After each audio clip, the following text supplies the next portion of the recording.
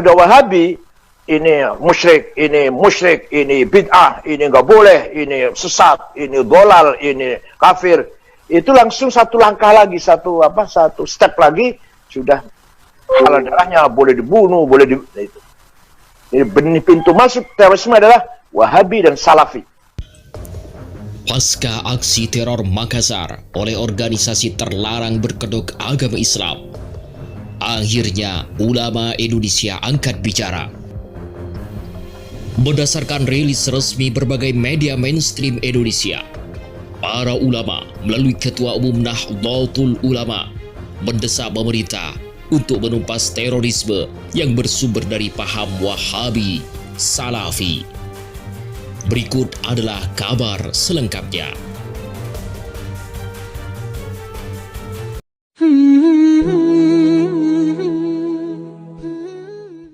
Detik.com, Indonesia tengah dihebohkan oleh aksi biadab tidak terpuji yang mengatasnamakan agama Islam.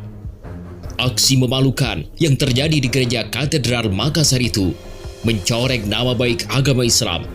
Tentunya sangat melukai seluruh umat Islam Indonesia, tak terkecuali para ulama Indonesia. Majelis Ulama Indonesia (MUI) sangat mengutuk keras tindakan anarkis yang menyisir tempat ibadah non-muslim itu.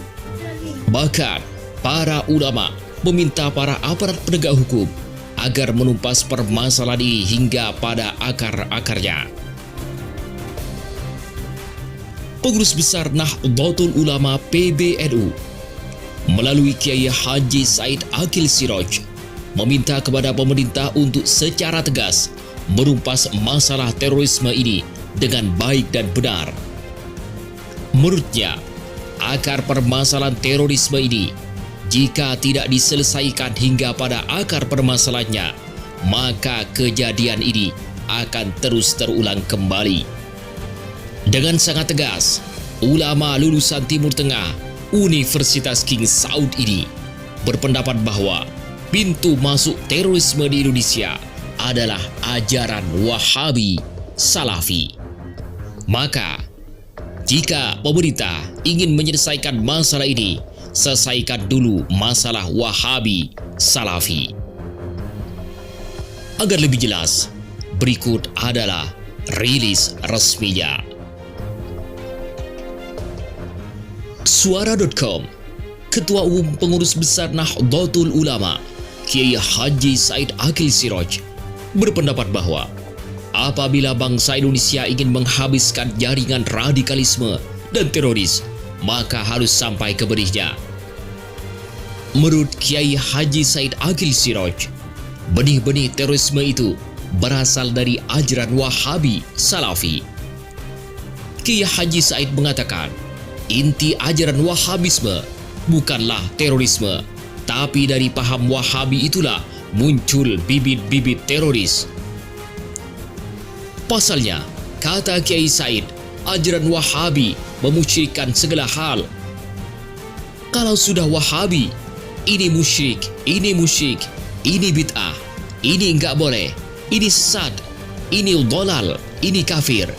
Itu langsung satu langkah lagi, satu step lagi, sudah halal darahnya, boleh dibunuh, kata Kiai Haji Said Akil Siraj. Selain Wahabi, kata dia, ajaran Salafi juga menjadi pintu masuk terorisme. Sebab Wahabi maupun Salafi sama-sama mengajarkan apapun yang tidak sama dengan zaman Rasulullah SAW, maka termasuk sesat.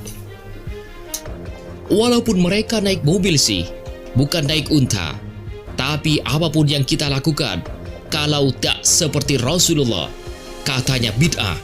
Kalau bid'ah, berarti sesat. Kalau sesat, berarti neraka, tuturnya.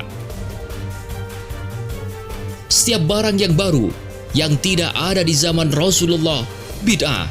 Setiap bid'ah sesat, bisa masuk neraka. Ajaran seperti ini, pintu masuk untuk menjadi terorisme, menghalalkan darah sesama orang.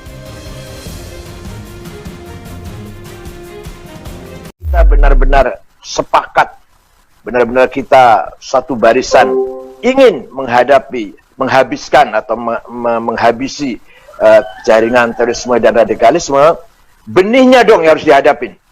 Benihnya, pintu masuknya yang harus kita habisin. Apa? Wahabi.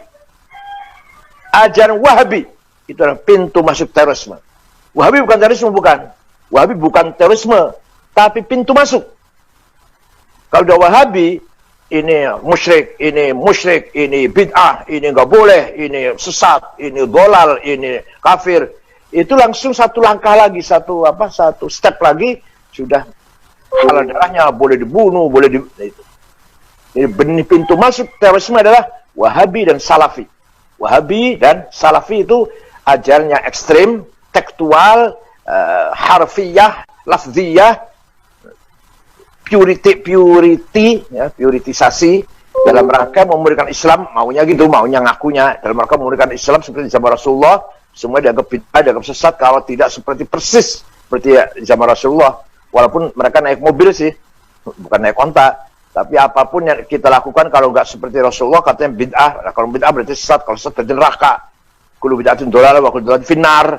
Setiap barang yang baru yang tidak ada zaman Rasulullah bid'ah. Wa kullu bid'atin dhalalah, setiap bid'ah sesat. Wa kullu dhalalatin finnar, setiap neraka. Dan ini ajaran seperti ini pintu masuk untuk menjadi terorisme, menghalakkan darah orang sesama orang muslim. Nah, kemudian pelajaran agama yang disampaikan di fakultas umum, bukan usuluddin, bukan syariah maksudnya, kedokteran, hukum, teknik, apalah itu, fakultas umum ya, bukan jurusan agama. Menurut saya, pelajaran agama 14 pertemuan, 14 kali pertemuan. Itu jangan semua diisi dengan akidah syariah. Agama itu ada 3. Akidah, syariah, akhlak. Akidah syariah cukup 4 kali pertemuan. Rukun iman yang 6, sampaikan. Iman pada Allah, iman pada malaikat, pada Rasulullah, pada wahyu, pada nabi, dan qada-qadar, dan hari kiamat, qada-qadar. Sudah cukup. Nggak usah diulang-ulang. Yang diulang-ulang bagian itu usuluddin. Bukan di kedokteran, bukan di teknik, bukan. Di usuluddin. Jadi cukup memperkenalkan bahwa orang Islam itu harus percaya 6 rukun. Iman pada Allah, pada para rasulnya, para malaikat, pada kitab suci, pada hari kiamat, dan qada-qadar. Sudah, titik. Yang kedua, kemudian syariat. Orang Islam harus mengetahui rukun Islam itu ada 5 dan mengamalkannya. Syahadat, sholat, zakat, haji, puasa, haji, dan seterusnya.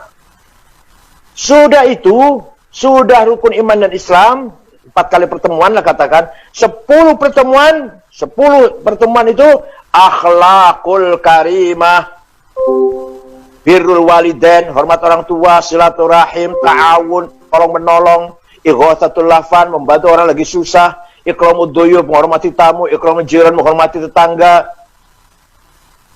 Apalagi idatul mardon, nengok orang sakit, ta'ziyatul mautan, nengok orang lagi kematian, mendoakan satu sama lain, tidak boleh hasud, nggak boleh sombong, nggak boleh dengki, nggak boleh adu domba, hoax, dan seterusnya. Itu akhlak. Dan itu ajaran Quran, ajaran Islam, ajaran Muhammad. Di Qurannya samber-gamber ayat itu. Hadis juga samber-gamber hadis tentang akhlak itu. Bukan hanya akidah syariah. Jadi kalau pelajaran agama disampaikan di fakultas yang bukan agama, kemudian terulang-ulang neraka, surga, kafir, Islam, sesat, dolal. Itu akidah lah, akidah teologi. Kafir, mukmin, muslim, kafir, dolal, sesat, musyrik, bid'ah, neraka, surga. Wah, radikal semua nanti itu.